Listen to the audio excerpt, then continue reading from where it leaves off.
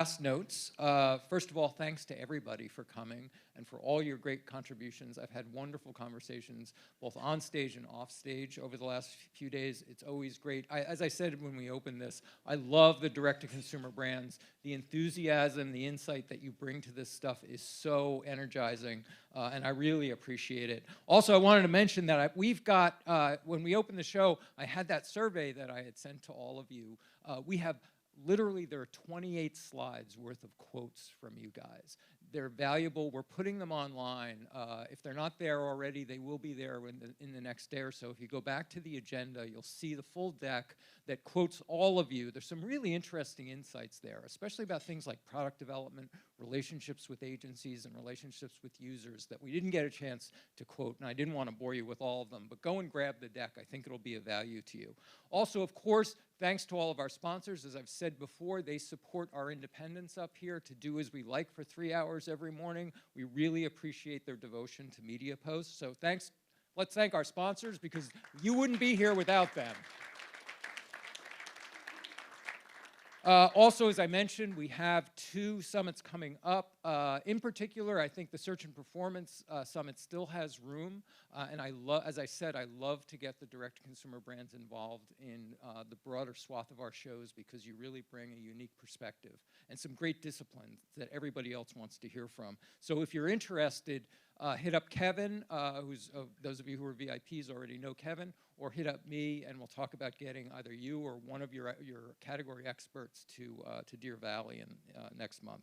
Also, the videos will be posted later this week, so if you want to go back and refer to any of the content that we've had over the last few days, they'll all be there. We'll also be reporting on it and blogging, and we may be following up with some of you to do some case studies as well. Also, the next direct-to-consumer summit will be in early May. We have not settled on a place, but it's probably going to be Southern California, right?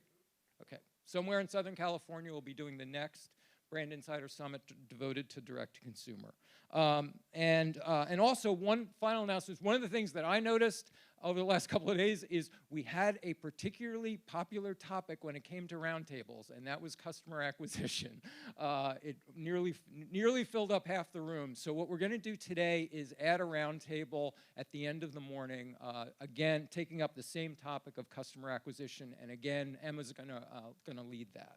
So for our final day, what is GE Appliance doing at a direct-to-consumer show? A brand that's been here for over a century? Well, this is what's really interesting about it when I talk to Rick about what they're doing over there. And that is the ways in which they're using the direct-to-consumer channel, and especially crowdsourcing, to use their users as developers and also as fundraisers. The ways in which their first build project is really leveraging the crowdsourcing power of the internet is absolutely fascinating. And the ways in which they're developing ideas, bringing things bringing actual everyday users into the lab to both develop products, but also to test them, and also to underwrite some of their initial launches is really fascinating. Rick Hasselbeck is the Chief Commercial Officer of GE Appliances. Before that, he was the CMO over there, and before that, he was the General Manager of North American Cosmetics and Global Franchise Leader for CoverGirl. I think you're going to hear a great story from Rick. Please welcome him.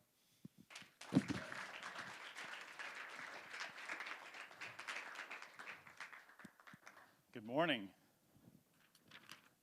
Hopefully you guys are awake from a lot of drinking last night.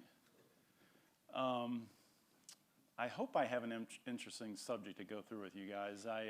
The thing I'll start with is everybody always says, well, hey, you're part of GE. We're actually not. About 3.5 years ago, GE Appliances was sold actually to a Chinese company by the name of Haier. So when they did that, they brought in a 3-person management team, myself and 2 other people to run the company, and they pretty much left us alone. We were $6.5 billion when they bought us, and we're going to be $9 billion this year. So we've grown on $2.5 billion in 3 years. So it's been a fun run being on that machine. And we've done a lot of cool things trying to create what you guys talked about earlier, which is creating a unique culture, which I'm going to get into. But the title of my talk is Make, Sell, Learn, Repeat. I spent 20 years at P&G, largely in the beauty business, so hence the link to wash, rinse, repeat.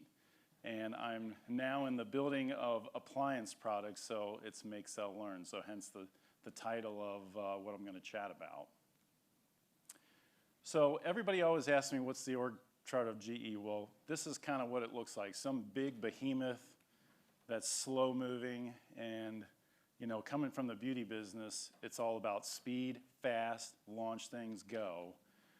And that was one of the things that I really wanted to change when I came in was, it takes 2.5 years to launch a product? No way, we don't have that much time, we're gonna die.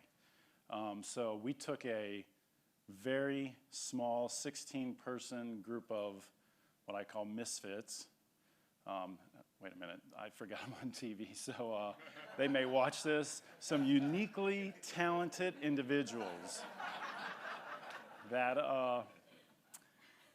were made up of engineers, designers, marketers, craftsmen, artisans, and do it in an open community. So we put up a building.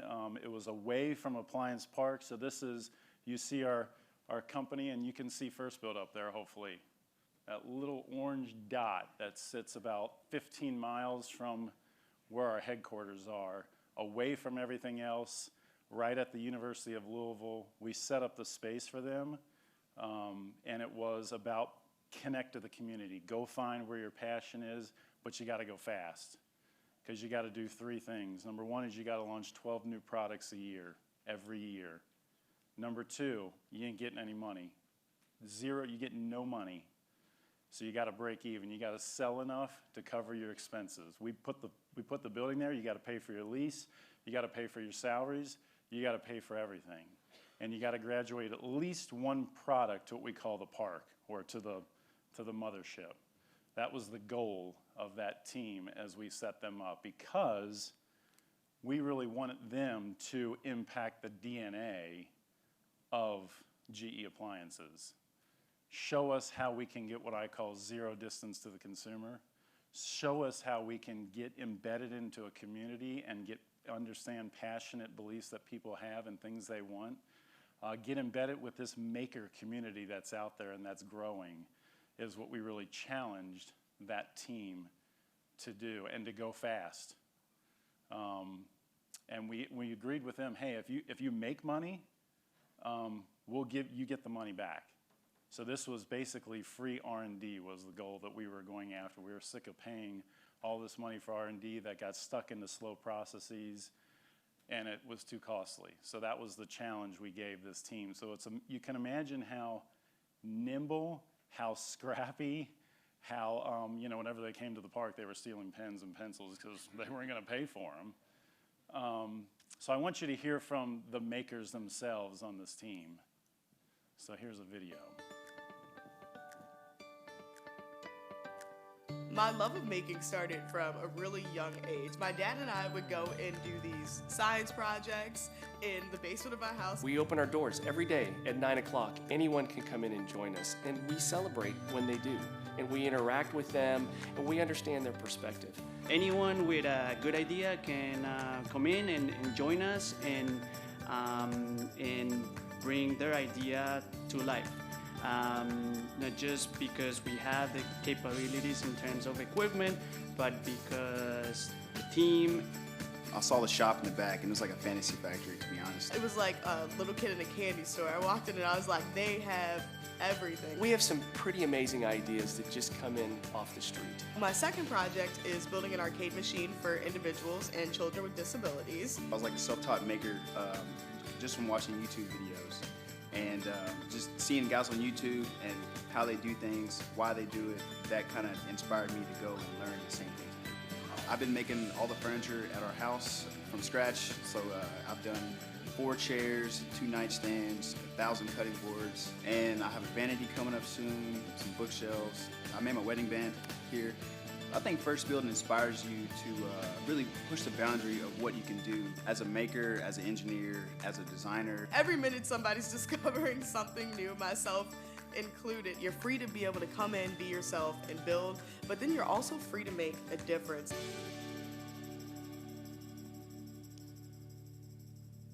So as they said, open. anybody off the street can come in and do anything they want in this place, and we're just working with them to come up with their ideas. We got people that are artists that come in and are helping us think about things. It's a super cool space. Let's see if I can advance here. So you saw Austin, who's down in the lower left corner here. He was not doing so well in high school, was totally disengaged. He started coming into First Build. He learned how to use all the equipment, ended up going to college at U of L, and now he's on the First Build team. So not just communities of people that are into making products and making things, but also doing cool things on our community and really helping people grow and advance is something that's been a lot of fun. One of the products that I'm going to talk about several products, but the first one I'll talk about, you see the guy with the beard up there, Chris. I think I'm going to have a beard off with him and Eric at some point, see who's got the better one. But Chris, neighbor, he is a huge pizza fan. And so one of the first things we started, this was about 3 years ago, he's like, I want to make some cool pizza oven. We're like, all right, sounds cool, let's do it. This is what it ended up being, but I'm going to tell the story of how we got there, which is an electric in-home pizza oven for artisanal pizzas and many other things you can make in this oven. But that's not how it began a couple of years ago. It began with, we got to figure out how to make dough. And so we went to the source of how to make dough, which is YouTube videos in Italian on how to make dough. Because they don't have any money, but we can watch YouTube videos. So we got pretty good about figuring out how to make really good dough. And then we had to figure out how are we going to understand how to make a good pizza oven. So we actually built a digital pizza that you could put inside a pizza oven, and it could measure the heat temperatures in that oven every second over a long period of time. And we took that digital pizza oven on the road, literally on the road, because again, they have no money. We drove around to all the famous pizza places in the US and put that digital pizza in all those famous places and literally had all the data downloaded of exactly what the temperature gradient was of all those different pizza places. And we put that data into the oven that we made. So you can make, I'm not going to give you the names of these places because you may not say it's your favorite one, the best New York style pizza, hit a button on our machine and it will give you that exact pizza in 2 minutes. Same with if you want Chicago style pizza. And we really understood it wasn't just about temperature, which temperature is important. I mean, if you're going to do it right, you got to get up to 1,000 degrees. But it's also about that heat radiation and how the temperature variability is different in those different pizza ovens is something we learned. So we started making one. We made one, and we're like, all right, we're ready to make some pizzas out of it. So in our kitchen there, we had some chefs that came over. We had some friends that came over. We made some pizzas. They turned out pretty good. I'm missing one picture there, which is the one thing we forgot about as we did this, is we had to figure out a way to get rid of all the vent and the smoke.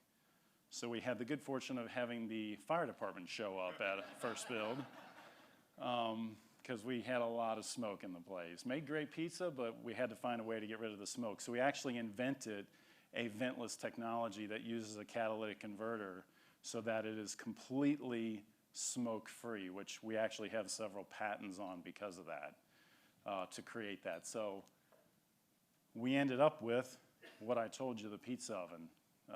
We've made a couple thousand of these thus far. They sell for about 10 grand. A typical wood-fired pizza oven is $20,000 to $25,000, so it's about half the price. It fits in a wall oven slot, gets up to 1,000 degrees. It requires no special electricity or wiring or anything like that. We're working on one that you can put outside. We're getting UL listing for that. And we sold this through our Monogram brand, which is our most premium brand that we have in our business. So it was our first time we went from kind of making to the Monogram channel, as I would describe it. And we actually make these still in that micro factory. We actually make them with college students. So we have a micro factory back there. We've got a guy that kind of is our supply chain leader for that factory, one of the 16 people, and we bring in temporary college students to actually make those pizza ovens by hand, one by one. And we've not burned any houses down thus far, and people are really enjoying these things. So it was a fun first early experiment that was, you know, had its pitfalls, but in the end has been quite cool, quite successful for us. Next one I'll talk about is our Opal ice maker. And this was actually, the idea came up from somebody that worked in our big manufacturing park that was just not being listened to. And he was obsessed with this kind of nugget or nugget ice or pellet ice. If any of you guys seen that, it's really big in the South. And it's great for mint juleps if you're from Kentucky, which is where we're from. And people are obsessed with this chewy ice.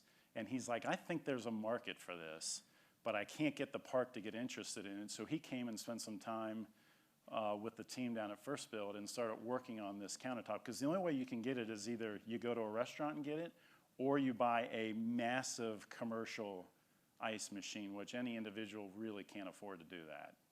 So we wanted to design something that could be countertop, that you could sell for under $500. And that's what we got to working on. And we crowdfunded this. So we used Indiegogo, which a lot of you are probably familiar with. It's got a group of consumers that we thought were like-minded for what we were trying to do. We spent a lot of time with people in the South that were into this ice, kind of designing the equipment, designing how the ice would come out. It actually recycles because it's constantly kind of melting and then recycles to make more ice, so it's kind of a self-contained machine. And we had an amazing crowd fund on this one. We sold $2.5 million in the first couple months of our crowd fund. It's a $25 to $30 million a year business that came from a guy that was into nugget ice.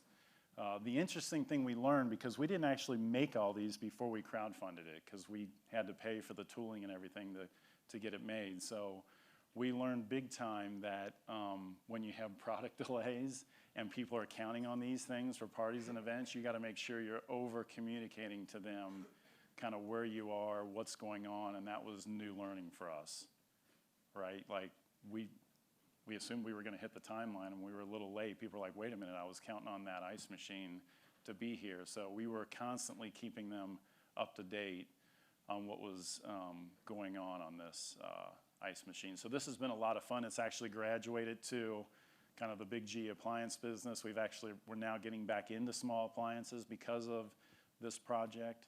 So it was a very cool experience for the team to work on that one. The next one I'll talk about is Prism, which is our cold brew coffee maker. So how many people out here are into cold brewed coffee? Okay, so I wish I would have known you guys back in 2017, because this one didn't work for us. Cold brew coffee takes about 12 hours. This machine is able to do it in 12 minutes. We had a ton of press. New York Times wrote about us, Ford wrote about us. So we thought we really had something big time on this. We crowdfunded it on Indiegogo, and it didn't hit our target. So we didn't sell enough on Indiegogo to meet the requirements for us to tool it up and make it. And you know, the learning we got from that was, you know, don't get convinced by press. It's only if customers are willing to pay for it or not. So don't get oversold on what media says to you about things. Number two, you got to really look at your analytics and understand what's going wrong. Is it the design of the product? Is it the value proposition? Is it the price? So you really got to dig into kind of what's in the way of what's not making this work. Now, the good news for us, as I said, is we actually we know we can make something before we sell it, because we've at least made multiple versions of that and tested it with our passionate community that we work with, but we don't make the whole batch. So we were fortunate in the fact that since this didn't sell enough to go forward, we didn't have an inventory, a warehouse full of products. So we learned to take that manageable risk and not overextend ourselves. Because again, when you're a business that's trying to make it on your own, you don't have the cash to do that either. So the next thing the team wanted to work on, they wanted to get a liquor license for the facility. I'm like, hell no, you can't get a liquor license. I don't want to know what you guys are going to do with that. So what they did instead was this video. We are at the Speed Art Museum after hours event showcasing the Forge Clear Ice system. Seeing that full block of ice transform into a crystal clear sphere is a mesmerizing experience. It just makes you want to keep looking into your glass. The Forge Clear Ice with the sphere is the coolest experience I have ever seen. It's beautiful. It's the prettiest piece of ice I've ever seen in my entire life. And it makes everybody that's walking around stop and stare at your drink. People love the appearance, they love the experience. The customized brands add a personal touch as you stamp your initial into the ice. I love the ice, it's great. You can stamp your initials in it. I want one for my house. It's like crystal clear. This is right up my alley, man. This is perfect. The event tonight brings together artists, makers, students, professionals, and the Forge offers a unique shared experience that everyone remembers. So yeah, we had some success with our nugget ice, and being in the heart of bourbon country, we thought, well, maybe there's a market for making perfectly clear ice, which, on initial blush, you're like, okay, that's kind of cool, but how hard is that? Making clear ice is next to impossible. We have 14 different patents on the product that makes kind of the blocks, or as I call them, gems. And normally if you want to do that, if you go to a restaurant, they're charging you a couple bucks on top of the drink to get that. If you want to buy them yourself, they're usually $2 to $3 for the ice, those clear, super clear bricks, because the way they make them is they put perfectly distilled water in a water chest, they freeze it, and then they got to take a bandsaw out to basically chop those things out. So that's the work that goes into making those if you want them that way. Well, we wanted to overcome that, so the team got to working on that. There's actually a machine you can't see here that actually makes what I call the diamonds, and it makes them of about 4 every 3 hours. And you can store them and use them at your leisure. And then you put them into the press that you see here, and it presses that gem into a perfectly round, perfectly clear ice ball that you see up there and that you saw in the video in about 20 seconds. And then it comes with a unique press. So you can imprint any kind of design, initial, engraving, whatever you want to call it. And it's perfect for bourbon, because if you want your bourbon a little cold, but you don't want a lot of water in it, a round sphere is the best design to make sure that it doesn't melt. So this has been the product we are trying to get out early next year. We chose, in this case, not to crowdfund, but we actually went direct through our own site, which was a new experience for us, trying to go not just count on somebody to basically give us the leads, but we had to go leverage our site and go find them ourselves and find that bourbon enthusiast out there. So that was totally new go-to-market learning for us. We had the good fortune on this one to blow away our goal by 300% in the first 30 days. Like, there are a bunch of bourbon freaks out there. And everybody thought, hey, it was going to be in kind of Louisville. No, the vast majority of them were actually West Coast.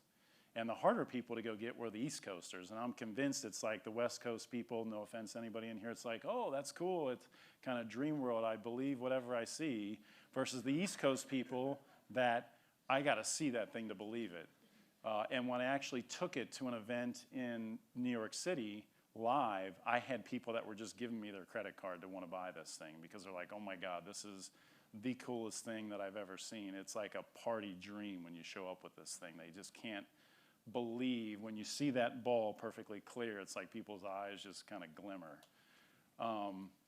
So we got a lot of learning on how to go find that target, and what were the different ways and experiences to go to market, which was different. It wasn't just about making product and counting on somebody else, but it was, we had to make a product figure out a way to build it, but we also had to go find that community in this case, which was quite interesting. So this is coming out right before the Derby.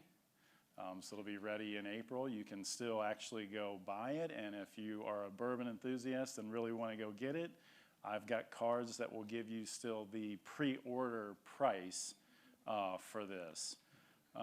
So come see me afterwards, and I'll give you one of those cards. The code is very simple. It's my name, Rick. So it's not magic. So to conclude, as I said, make, sell, learn, repeat. And I think some of the key themes that I want you to take away with as we have built this team is they have connected with this community of makers in a way that I never thought they could do.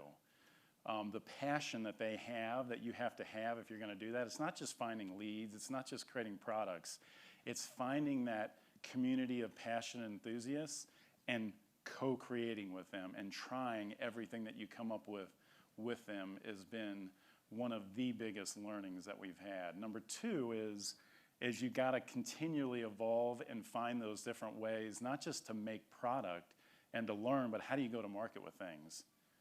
And we've learned many different ways to go to market across the various different products that we made, from, as I said, crowdfunding via a known source to doing it ourselves. And we're learning other different ways to do that as well.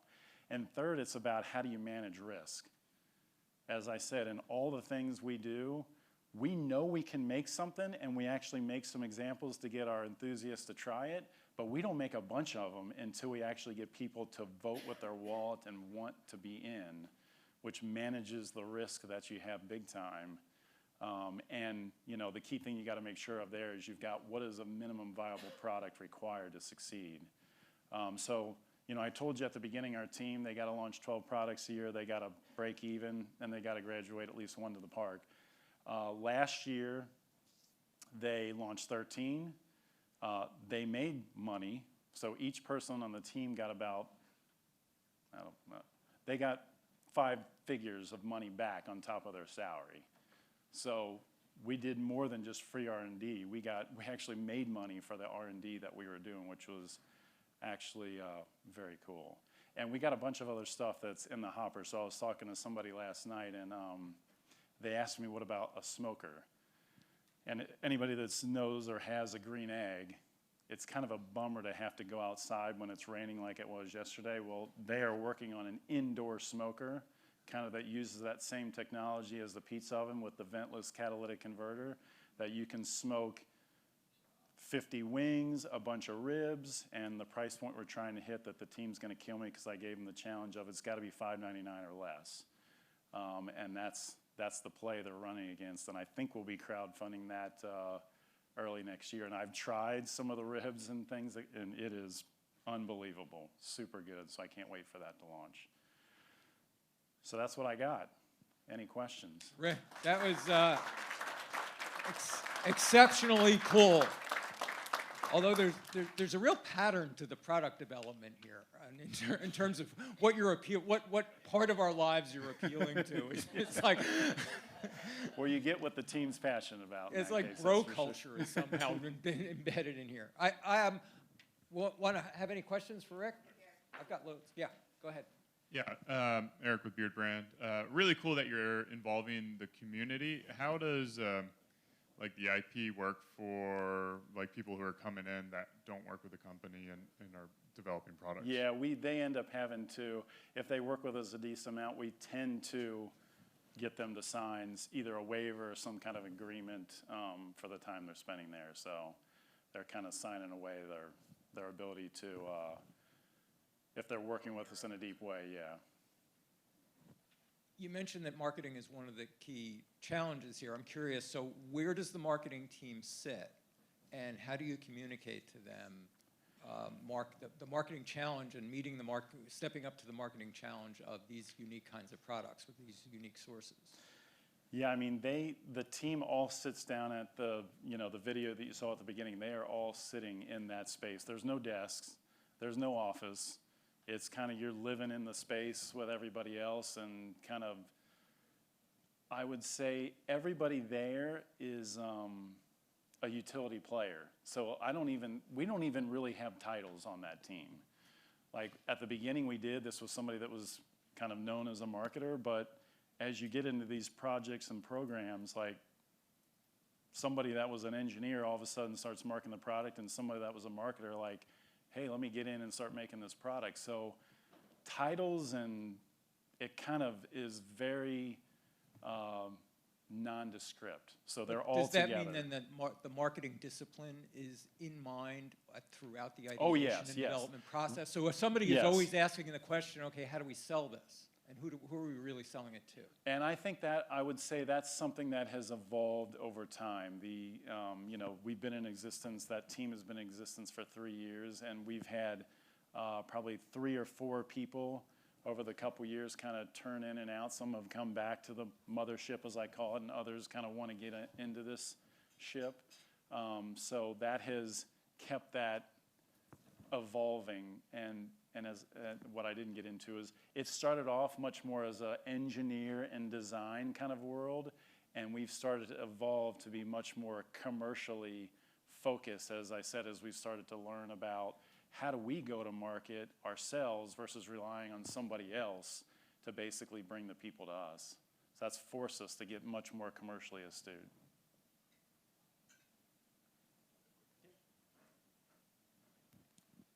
Great presentation. Thanks for sharing all of that information. It seems like you all are going to the same source with Indiegogo to get the crowdfunding, right? And it's a bit of an echo chamber. For folks who don't use that but may have been interested, you just did a crowd survey here and found out that there were people interested in cold press makers, but if they're not on Indiegogo, they wouldn't know. So in creating that flywheel effect and actually drawing attention to the product to get the funding, what other sources are you all considering to go to the consumer and get the voice of consumer before going into production? Again, it kind of depends upon the product a little bit. As I said, we've started to build up enough of a following that we're trying to do it ourselves. But I would say every time we're working on another product, we got to let who we're designing for drive how do we go find them. And I think the Indiegogo thing was an early known entity.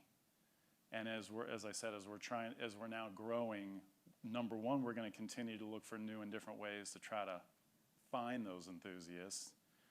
Hopefully, as I said, we're creating enough of a community ourselves that we can at least start with that as a base, but we'll continue to just try stuff and evolve. And I love some of the things that I heard this week as ideas for how to go find some of them. Are you thinking of opening up a second lab in a different spot? And not to be critical, but I actually am serious. There's a certain pattern to the products you're developing, and as a northeastern tree-hugging, teetotaling vegan, it sort of stood out to me that there's a certain pattern here, and I'm curious about if you actually had a lab in a different part of the country, or with a different, or you deliberately populated it with a different set of people, that you'd actually find a whole new range of products in different areas. Yeah, it's a great question, and we've opened one in Shanghai because our parent is so intrigued by this that they want to learn about it. So that was late last year we opened one. We're looking at opening one in India. But we're also talking about, is there another one or two that we think makes sense to put in the U.S. and probably go coastal as we would do that. I'm sorry, 1 minute. Yeah, go ahead. Good morning. Good morning. Kelsey from Bloomscape. Really great presentation. I'm curious to hear how kind of a faster moving, more agile, kind of innovative lab is having an impact on the bigger company, and if there's been any kind of move for digital transformation or like leaner thinking or anything like that that you guys have seen at GE as a whole. Yeah, great question. As I said, that was the goal of it also, was to impact that DNA, and we still have a ways to go, in my opinion. But we are launching things way faster than we ever have as we take that, and there's many, like the cooking team at GE Appliance that makes a range. Like, they came down to First Build and they helped them design this sensor on an induction cooktop that they would have spent a year plus doing it, and the first build team did it in like 2 months. So we've got more of those people now wanting to come down and say, hey, I'm tinkering with this idea, can you help me and get me outside of kind of the day-to-day process that I'm driven. So I've seen our total business speed up in terms of the pace of our innovation, but I've also seen many of the product teams that we have at the park, as we call it, coming down to first build to say, hey, I just want to try something out, can you help me, and kind of picking the brain of the misfits, as I call them.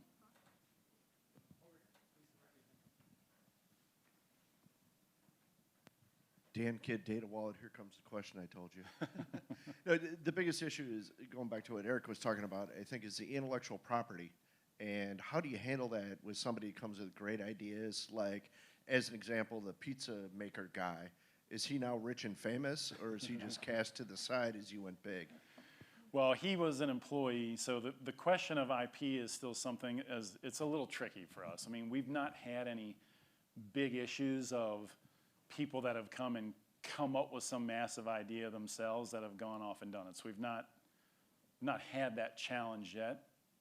Who's to say that it won't happen at some point? But Chris, who I showed you, he was a GE Appliance employee that became one of the special talented individuals on the team. So he's a maker. That's what he loves to do. He loves to make stuff. So he's passionate about doing that. He has no desire, honestly, to go back to the park and do other things. He's where he wants to be, doing what he wants to do. And as I said, if anything above break even, they split. So if they have an amazing year, it's all theirs to split up amongst themselves. So he still did pretty darn good last year with some of the great stuff that they did. But the IP question is not one that we've been faced with yet, but I'm sure we will at some point in the future. Exit question, why do we need a pizza oven that goes to 1,000 degrees? Is it I mean, as a tree-hugging vegan, I'm thinking it could be a great kiln. Well, to get the pizza that many people love, and Chicago-style people, New York-style pizza, they're getting it up to 800-900 degrees. Really? So they're getting it that hot, or nearly that hot. The power of that temperature, one of the benefits is just the speed by which you can do it. So we can go from dough to pizza in 2 minutes. Yeah, that's a serious hard crust there. Yeah, right. It's the crust it makes, as we call it, the spotted leopard on the bottom, is amazing. Rick, that was fantastic. Thanks so much. Thank you.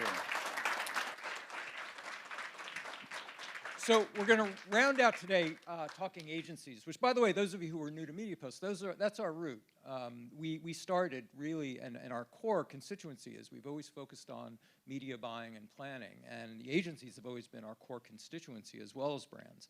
But I wanted to just mention a few quotes that we got from you when we asked the question of the challenges of working with agencies, because I think this sets up this next set of content that we're going to have, both the presentation and the panel, pretty well.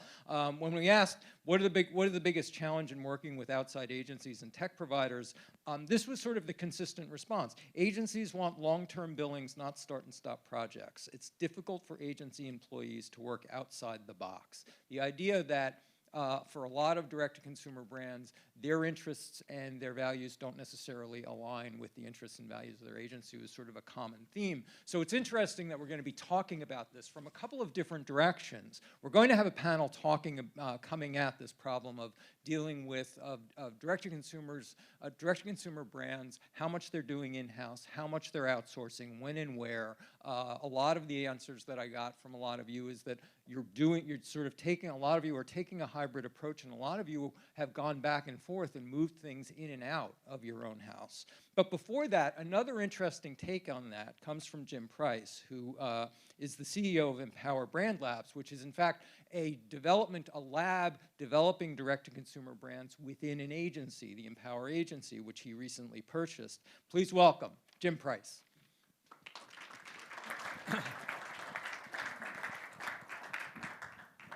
Good morning. First of all, I'd like to thank MediaPost for having me here as the agency guy, and also for being inspiring to me over the years. I was been in the business about 20 years, and it was Steve and Ken, who I met last night, and Joe Bandisi back in New York, have been great to me over the years, and I've really enjoyed the content. So it's an honor to be up here in front of everybody. So, okay.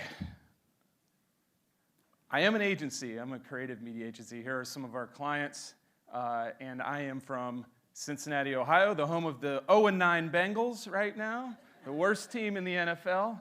Very exciting, but Cincinnati is a growing consumer marketing hub. You might know us mostly for having P&G. My agency does no work for P&G, which I'm actually very proud of, but have P&G roots. I just recently purchased the agency from my mother, who started it 34 years ago. We have about 225 employees, 200 in Cincinnati and 25 in Chicago. But what I'm here to talk about is a problem that I have, and I am extremely jealous of direct-to-consumer brands. I've been in this room. I've already purchased some things that I've heard, skincare products for my wife. If I had a beard, I would be purchasing that. If I wore glasses, I would be doing that, and hopefully I'm going to get myself a gravity blanket soon from Mark, and I've already connected him with one of my clients. So I'm very eager to learn from direct-consumer brands, and I think that agencies can do the same. We have a little brand lab inside Empower. We have one brand, which I'll talk about real quickly, which is Intercoastal, and then we're developing 3 more brands ourselves because I think we have a real opportunity to leverage the talent within inside the agency to do things. But I also believe that agencies actually have a lot to learn from direct-to-consumer brands. And said in another way, I think you guys are forcing us as agencies to rethink our business model and how we go to market. There's really 3 reasons. One is I believe direct-to-consumer brands have digital courage that sometimes agencies don't have. I believe they have a real opportunity to use first-party data in new and interesting ways, and as agencies, we don't necessarily get that data from our clients, and we're extremely jealous that you guys have all this information around your client or around your customers that we as agencies can't always leverage. And you guys understand how to work with influencers, and that's always a growing capability of agency that we don't always have. And so as I think about it, this was a great quote here that I saw from a brand Away, which ironically was coming home from a trip with my wife a few weeks ago, and I had bought her a piece of Away luggage, a pink Away luggage, and actually went to the conveyor belt, the baggage claim, and pulled it off and took it home and actually realized it wasn't hers. It was someone else's, but I thought, who in the world would, in Cincinnati would have another pink bag of Away luggage, right? But they're here. The direct consumer brands are here. People are buying them, and I just think the opportunity is in marketing, right? I think direct-to-consumer brands really understand how to do marketing, understand how product and marketing actually fit together. And I'm always worried, because I am a CEO of an agency, and the thing that I'm sometimes always worried about is what is called disintermediation. So, as do agencies, how do we fit in the ecosystem, particularly for a lot of direct-to-consumer brands who are starting from scratch and learning marketing and doing, and are able to be agile and nimble. So how as an agency do we fit into that? And if you just look at some of the statistics from big companies, Association of National Advertisers have shown that actually more and more of these large companies are bringing services we do in-house. And why are they doing that? Because they have access to their customers' data. They want to be more nimble. They want to be more agile. They want to be able to bob and weave. They want to actually get creative and media working together again. And so this is something I have to constantly think about in how we build our agency. And we're building our agency around actually a thing, I think the gentleman from AdWallet said, I think he was talking about how he was the creative director and he couldn't get the media person, to give him the right statistics. And it was, we're actually trying to get these folks back together where it looks something like this.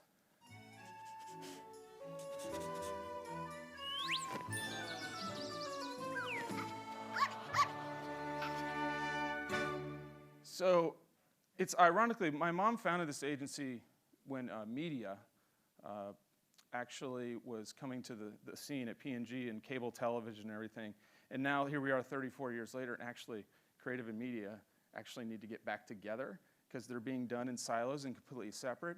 And that's a big part of our agency. But I also believe, while getting creative and media back together, that we have a lot to learn from direct to consumer. and I think that's what you guys do really well, is you don't have these preconceived notions that a lot of traditional agencies have. There's this like assembly line of come up with the big creative idea, then give it to the media people, and then measure it. You just kind of do it all together, right? And as agencies, we have a lot to learn from that as we've become a little bit siloed, and there's all these different specialized agencies across the ecosystem. So our mandate, I have 4 people that are working on our own direct consumer brands within the agency, and this is my mandate. We can sometimes say, and some of my clients are watching this, but clients are sometimes full of no, some of our more clients. And what I want to say is, we bring a lot of ideas to clients. I want to do some direct consumer work where we can say yes and do some of the things that we've always wanted to do, and it will push us to bring more creativity to clients. And I have a 10-year vision, which I'm 2 years in, is that actually the amount of money we make as a company for our clients will equal the amount of money that we might make on some of our own brands, or said another way, the number of resources that we spend on our own clients will equal the number of resources we spend in our agency on our own brands. And I believe it's hard, because I'm 2 years in.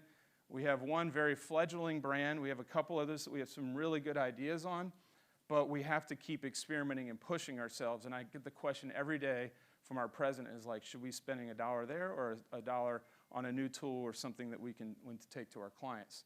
But we have to rethink this whole idea of integration from the ground up. And I'll skip through this, but what's interesting to me is that there's really 2 things. There's make stuff and sell stuff.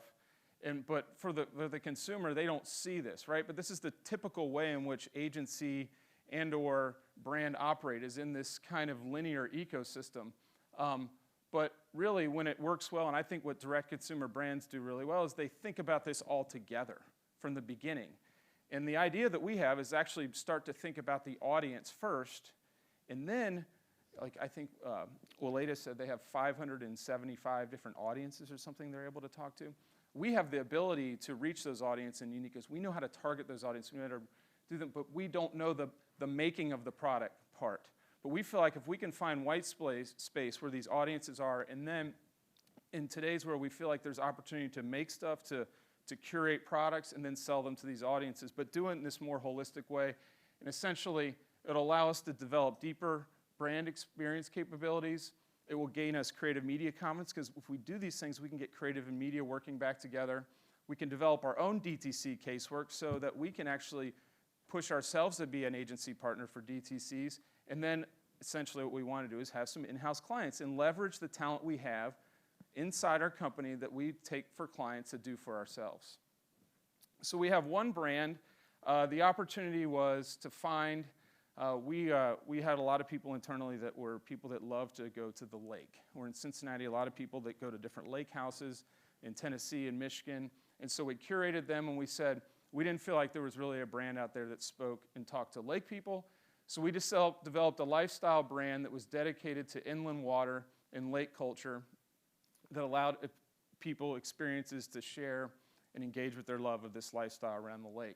So we have a little brand called Intercoastal, Never Leave the Lake. We have products out there. This is one of my favorites. It's an iPhone case that are designed in different nautical themes with a little leash on it that enables you, when you're at the lake, you can hold on to it a little bit differently. So we're coming up with these ideas, and we're trying to market them using our agency.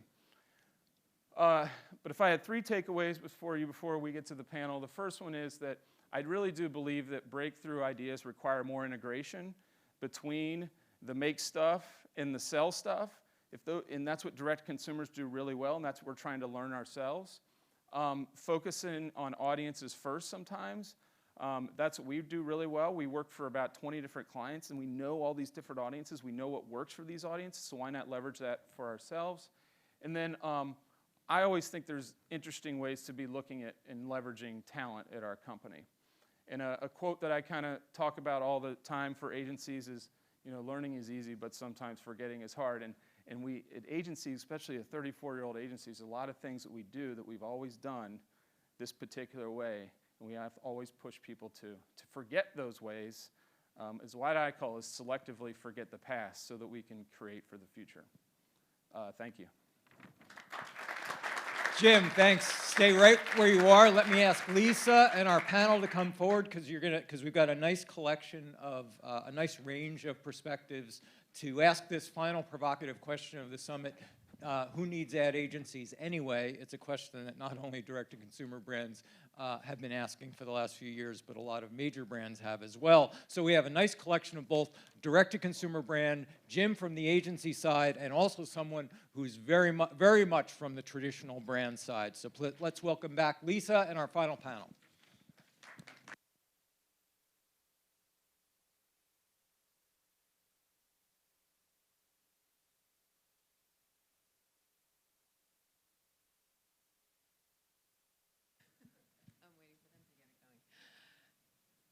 So, here we go.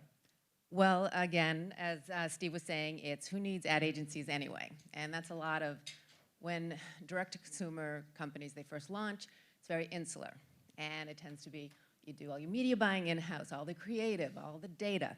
Then you start to grow, and you realize you have to sort of go more cross-market in terms of trying to media, go to different, you might have been relying specifically on social, and now you want to expand. So what do? It can get complex. That's when you think there's maybe value in agencies. And that's what these guys are going to talk about.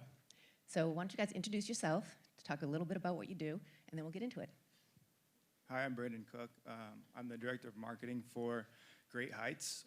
This brand is about a month old, but we have a 2-year MVP brand that we've been running to kind of vet the space. So I sell lab-created diamond engagement rings. Okay, Jim? Well, you already talked. Sure. Jason Steinberg, I'm at Colgate. My role is essentially to lead a less exciting version of what GE apparently is doing, more or less. So Colgate Palmolive, it's been around 200 years. It's in more households than any other brand in the entire world. We make $17 billion worth of really boring products, more or less. And so my role is to essentially incubate and sell innovative products to then hand off to scale, things that we wouldn't go directly to shelf with. Well, I think what's interesting about you guys is that you aren't your traditional D2C brands in terms of the way you started. So if you could kind of walk us through what your media buying strategy was when you initially launched. Right, I'll field that. So with a 2-year-old MVP, what we did was lab-created diamonds are just reached maturity for the fine jewelry market in the last 5 years. We were able to explore that and kind of vet the market and see how consumers were reacting to the product with our MVP brand. So that gave us a lot of headway to look at lower funnel consumers and see how they're reacting. People that are literally, so we're heavily reliant on search for the first 2 years, looking for people that are seeking our product. And now with Great Heights, we're able to go back out and prospect and find consumers that might not be aware, but are looking very similar to those lower funnel consumers that we've tapped into over the course of the last 2 years. Yeah, for us, it's also actually going lower funnel. I mean, what Colgate does is TV, they do end caps, they do all this quite well. They don't have conversations with consumers, right? The retailers typically have those conversations. And so for us, it's trying to understand from a buying strategy where it actually makes sense for a brand like Colgate to engage. I mean, a lot of the same channels that everyone here is, but Colgate's value or authenticity in those channels is actually quite different from a digitally native brand or someone, challenger brand, quite honestly. And so we do it in-house, but we also use different agencies than the rest of Colgate to essentially find that relevance, understand where that sweet spot is. And I'd just add for our in-house branding, I'm so enamored with direct. I cataloged about probably like 150 different direct-to-consumer pieces of creative that was targeted to different audiences, and I actually took that to our team and said, start parsing these apart and let's talk about how strategically we can use creative indirect that direct consumers typically use in channels like paid social to help us get creative and media working a little bit closer together. Well, and Jason, for you, I know that, you're kind of the poor relation, I guess, if you want to characterize it in terms of you're coming from this huge company, but yet, as you said, you have no budget and you really had to keep things lean. So when you first started out, were you able to, go to agencies, as you say you're now kind of going to different places, but initially, did you even have that money? I didn't, and it actually depends kind of on the category of products we're selling. So for whitening, where it is more of a developed space, I have a bigger budget. I was eventually able to actually go to agencies, and we have a slightly different. I have a slightly different outtake. Instead of going with the larger agencies that work with bigger brands, I actually find smaller ones and typically pin two agencies up against each other. Actually, and I found that there's a lot of value in agencies going against each other. One in being nimble, right, which is what we need, having very small budgets, even being in Colgate. But the other is sharing actually what's working between the two, and then continually pushing against each other has worked quite well for us. But then there's other brands where I'm making UGC content on my iPhone in our shared workspace, right? And that's all I have to do because I have $200,000 all in to launch a brand, which in Colgate terms is nothing. So. Well, I think it's interesting also, you say you go to a smaller agency, and I know you were talking about it as well, Brandon, in terms of it's not necessarily the bigger agency with all the great clients that you're looking for anyone who's D2C and they're interested in maybe expanding and going to an agency. What do you think that they should look for? What should be the key points they should ask? The two things that I look for in an agency is first and foremost that they're reflective of the size and scale of my company, even down to their value systems, how they're approaching measurement, how they're approaching creative, all in. I want my agency to be very reflective of my value, fosters a better relationship, and really fosters better results. And the other thing I look for is specialization. If I'm able to go reach into an agency, there are cases where somebody that does multiple areas where they're specializing both in creative and media, that lends itself to a little bit of efficiency, but I'm looking, because I'm a younger brand, I'm looking to scale my team with extensions of myself, and that's, or my team, and that's looking for specialization, whether it's looking for a paid social, paid search, or programmatic, something like that. Well, and Jim, you on the agency side, you were mentioning how you found it difficult to get clients to let you do both, which you talked a little bit about, to do both the creative and the media buying. How can you get that trust, I guess? What do you suggest that the D2Cs look for in terms of maybe they can go to one agency for both? Yeah, so for us, we created a studio in our agency, and we have a videographer, photographer, we have copy, all this kind of thing. So where we found for the opportunity for us is where we can buy extremely targeted media, which is typically in digital and social environments. We would just take the creative ideas to the client and actually try to produce them free of charge, actually in our studio, and bring those ideas to them and show them that we can do it. And we felt like that's really where our advantage is as a media company, is the very niche targeted, measurable, analytical approach to media and marrying, because we work with a lot of clients and we work with creative agencies and we'll get one piece of creative, right? And we're frustrated. And so when we get frustrated, we're like, how can we kind of take this into our own hands and go back to the client and show them, you actually have 3 different types of audiences here. Like with PetSmart, we went back and said, there's 3 different, so you need 3 different pieces of creative, and we'll help you create that in the social space. Jason? Yeah, I would just add that we've actually found quite a bit of value of finding agencies that do the creative as well, because they're so tuned into the daily performance and hourly, quite honestly, even performance of the creative. So I've used big agency, I've used freelancers to get things very quickly, very cheaply, quite honestly. But the ones that perform the best are the ones where the people who are running the ads create them ourselves. Use people who work in their offices for wedding devices and things like that. Has actually performed much, much better because they understand what's working, both the combination of audience, copy, and content, than you would if you just had someone nimbly creating content and handing it off to someone who's executing. Well, it sounds like you go to multiple agencies. You don't just rely on, it's not that one shop, which traditionally that's what we would think. You just have that big agency that represents your company. But do you sort of rely on different products as far as whatever the product may be, then that's the agency, or even switch off and on depending on what's going on?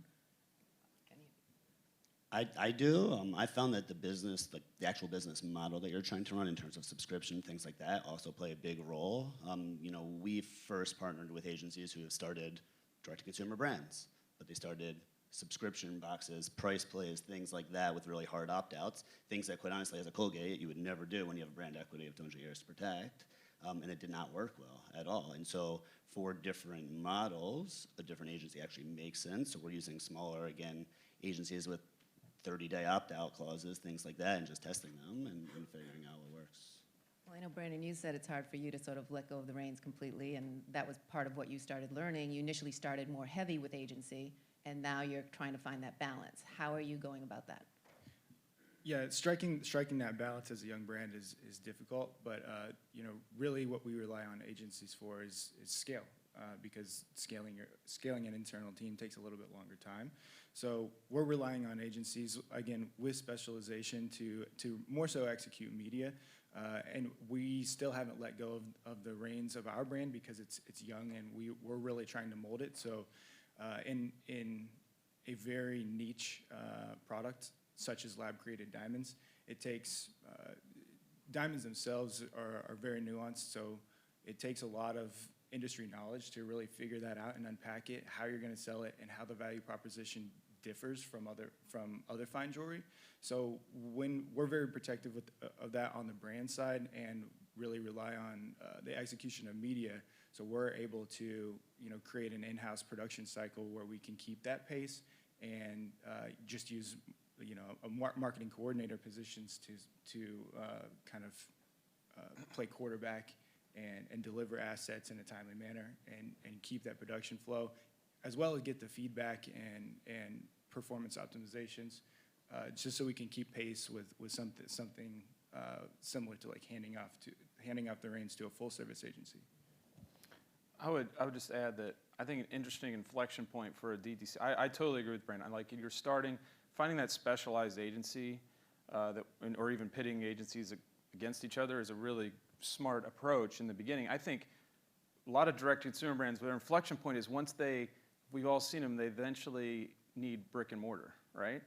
And when you need brick and mortar and you got to start driving traffic to a physical location, or your budget's grown, you need a more integrated approach, and you need to understand how linear television fits into the model, how podcasting, how all the audio channels. That's when you start to need more of an integrated agency.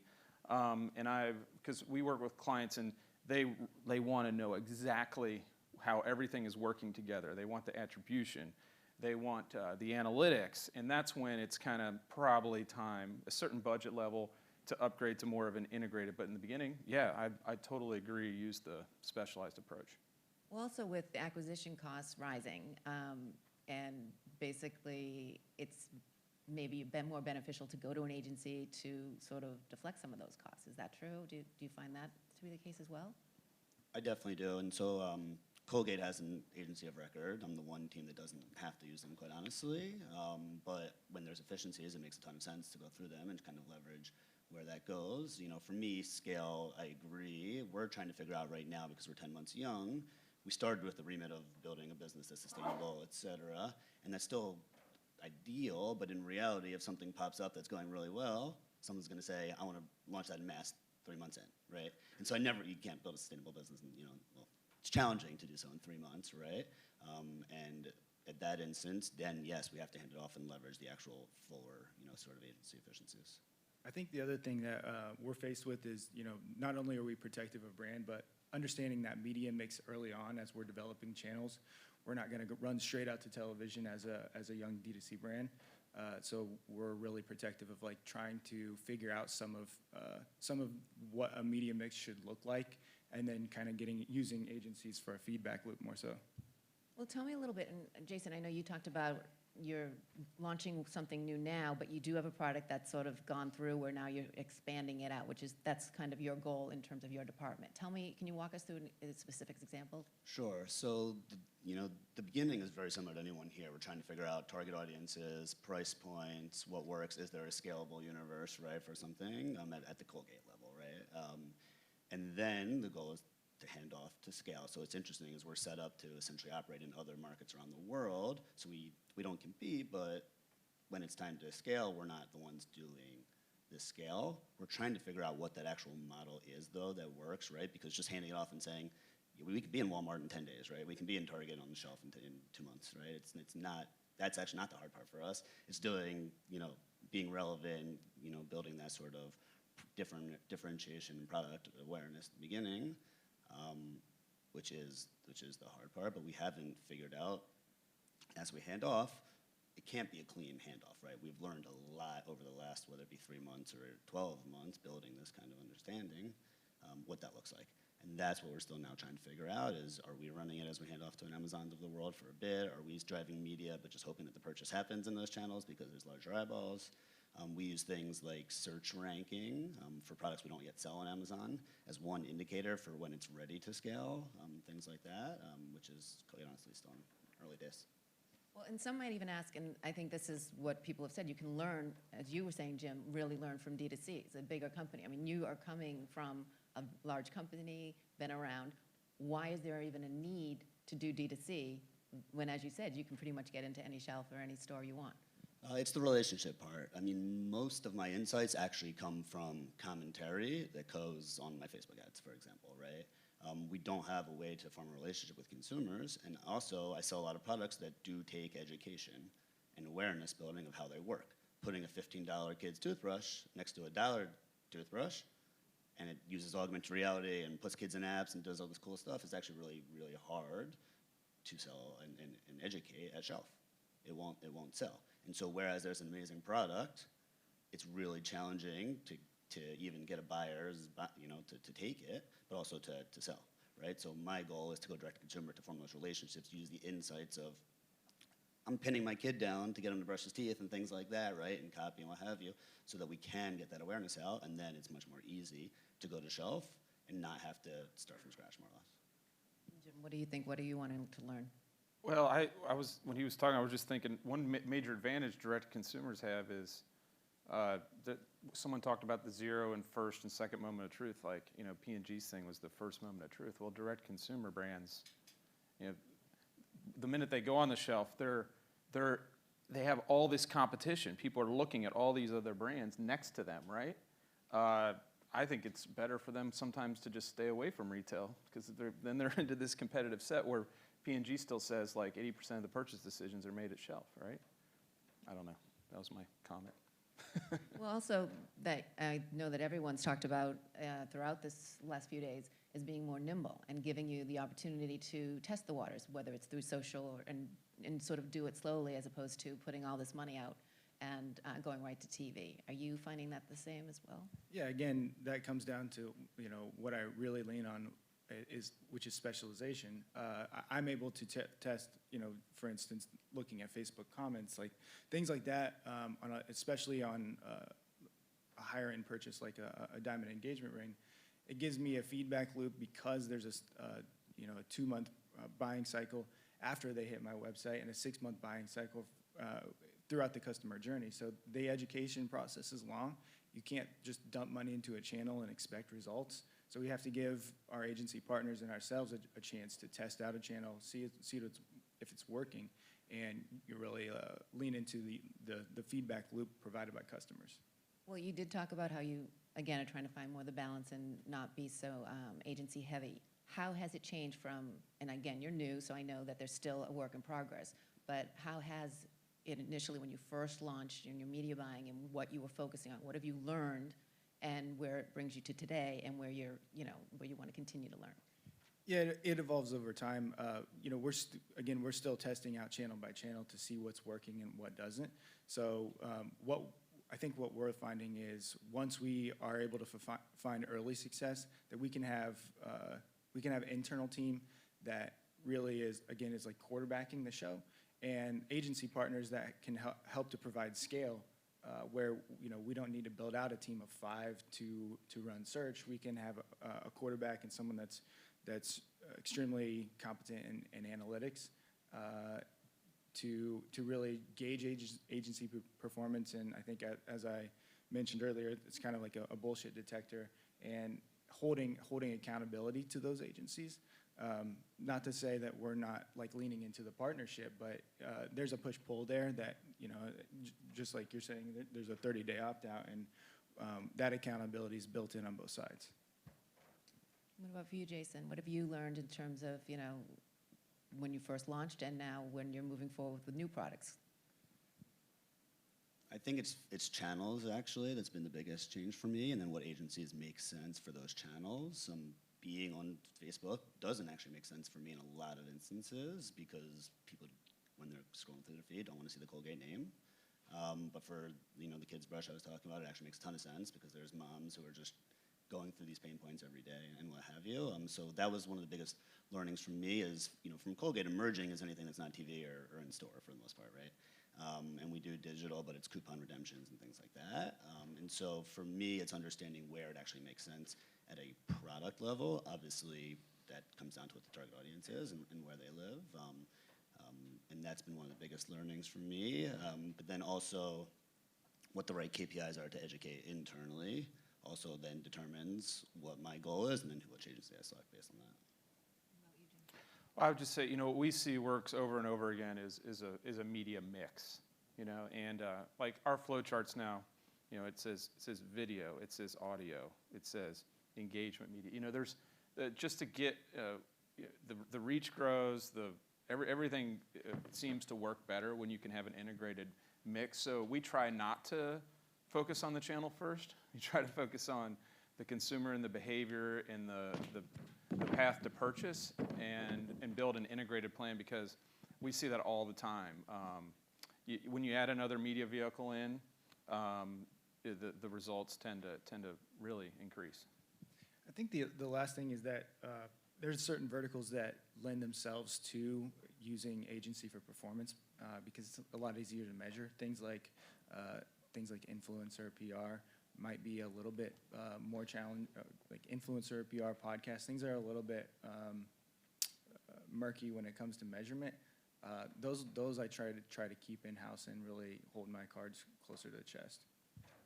So it sounds like, I mean, I know we're going to be wrapping up, but it's kind of this, you do need agencies, but there's a kind of a, as you said, finding that balance. So just quickly down the line, what to you is sort of defines that balance in terms of, I mean, you talked a lot about different things, but if you're giving everyone advice, what do you think is the key thing to ask for any direct-to-consumer looking to possibly get with an agency?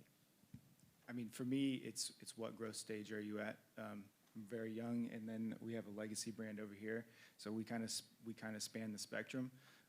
Right now, I'm heavily reliant on agency, but I think it comes down to what product you're selling and what your team needs to look like, and then how you're going to measure it.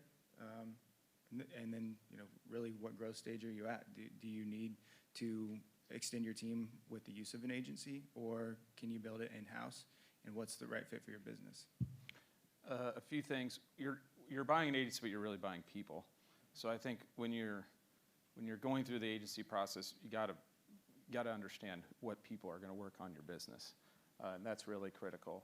I also where you fit in the agency lineup, I think, is important. You know, we have about 20 clients. I think it's typically what a client likes. They want to know where they are in the list of the 20, right? I think top 5 is good, not number 1. You know, that's typically where it's good. And I call ourselves an investment bank for marketing dollars sometimes. So what I'd expect out of your agency is, one, you know, if you work with an investment advisor, you expect them to do 2 things. One is safeguard your money and be transparent about how they're spending it, right? So you know exactly where the fees are going, and you know, ask all those hard questions of your agency. And the other 2 is you expect a return on your money, right? So agencies have to be held accountable to showing you how they're delivering on the KPIs, whether it's more traffic in the store, more sales, whatever that is. So I think those are critical questions to ask of your agency. For me, I think it is specialty, and I completely agree. The person who's going to be working on your account, or people or a team that's going to be working on your account. Also, for me, it's a balance of how much I want to infect the rest of the business, like Gia was talking about, right? With the sort of agile ways of working, and you know, what's quite honestly safe to try now versus what would have been safe to try in the past, and then whether we do that in-house or not. But I found, you know, if there's people who are, you know, really good at one thing, I'd rather outsource that and throw someone internally on consumer affairs projects who are listening to consumers, understanding what the problems are, things like that, because I get a lot more insight of our team, our business, our products from consumer affairs than I will, the agency, and let them do what they do, best. We have time for questions? I got about 30, so shut me up.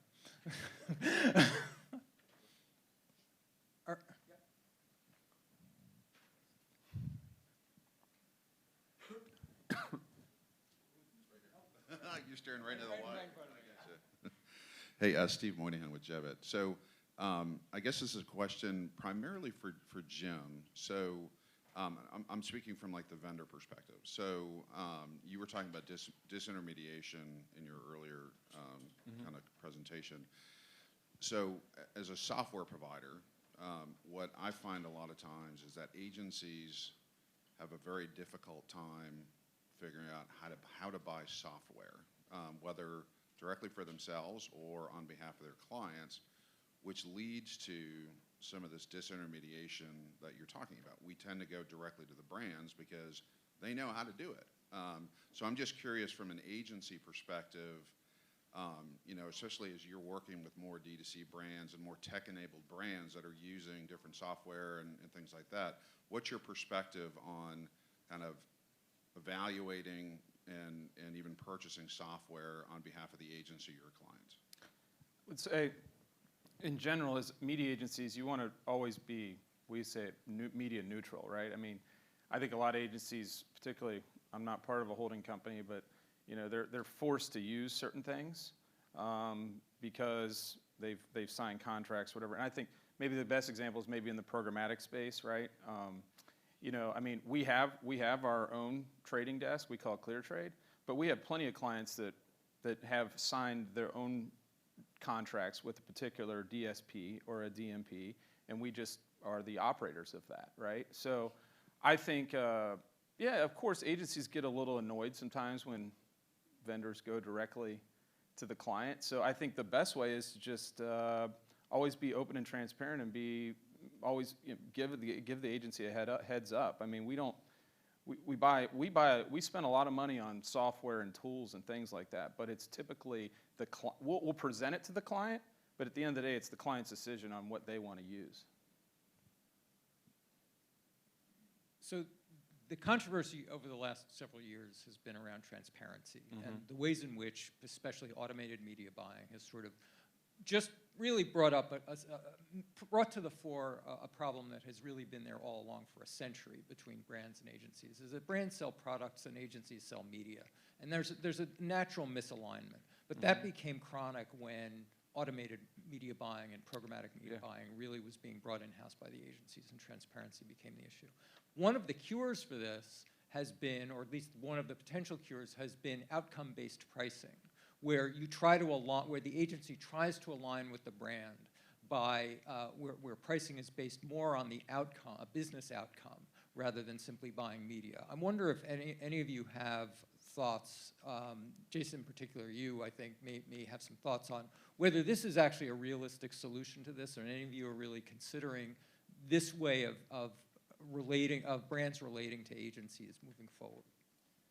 It absolutely is. We're buying things on CPA models more and more, right? And said, sure, I'll give you a go if you're going to hit the CPA, and that's what we're agreeing to. And it's very transparent because you do it, you don't, right? And there needs to be transparency on both ends, right? And there needs to be a realistic expectation on both ends, but that could go from your affiliate strategy buying on CPA to just spend the money where you want, but overall, at the end of the month, your dollars have to hit this sort of CPA. That's actually an issue. Does pricing that way actually relieve the transparency problem altogether, where essentially as a brand you're saying, hit my goals, and I don't actually care how you get there?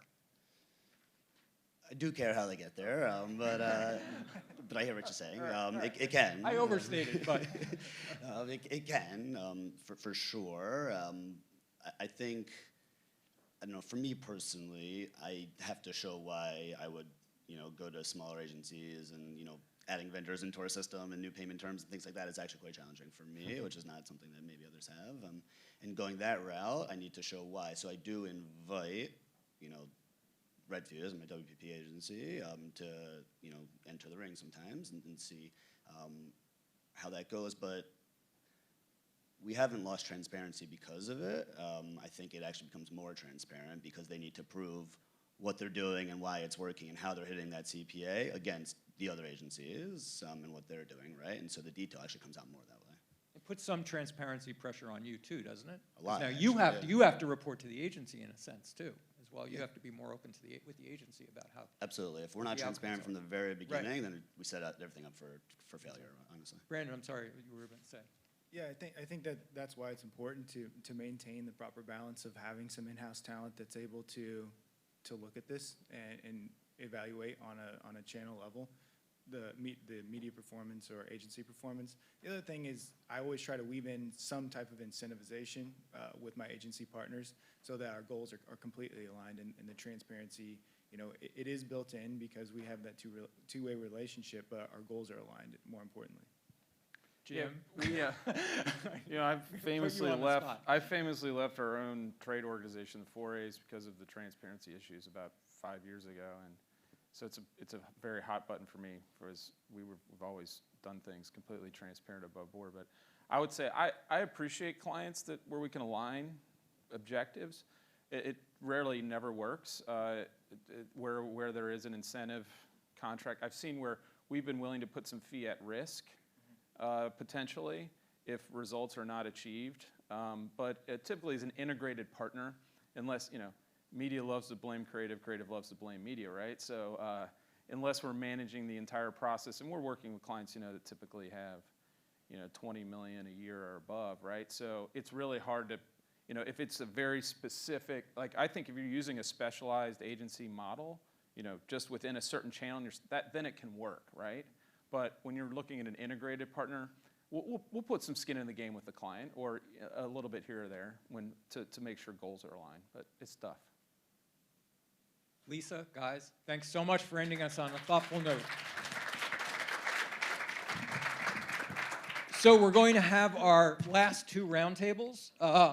Before we go, safe travels, everybody, because I know that you all have scattered flights. But our last two roundtables will be continuing this conversation, in-housing and outsourcing. And John, where are you? Oh, John. It's going to be, where are you going to put it?